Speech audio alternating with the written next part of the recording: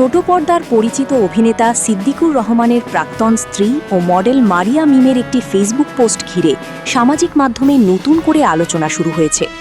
সম্প্রতি নিজের verified Facebook অ্যাকাউন্টে তিনি নাম উল্লেখ না করে লিখেছেন, ভণ্ড হুজুর ফেসবুকটা নোংরা বানায় ফেলতেছে।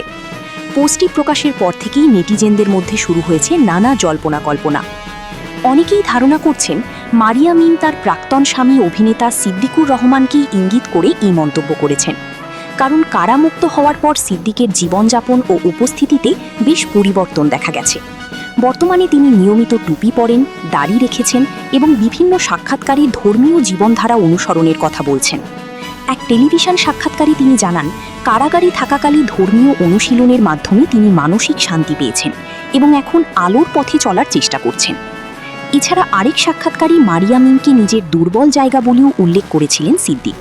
সেই বক্তব্য ও সামাজিক মাধ্যমে ভাইরাল হওয়া ভিডিও ক্লিপগুলো নিয়েই হয়তো মিমের এই পরোক্ষ মন্তব্য, এমনটাই মনে করছেন অনেকে। যদিও পোস্টে তিনি কারো নাম উল্লেখ করেননি এবং পরে বিষয়টি নিয়ে স্পষ্ট ব্যাখ্যাও দেননি।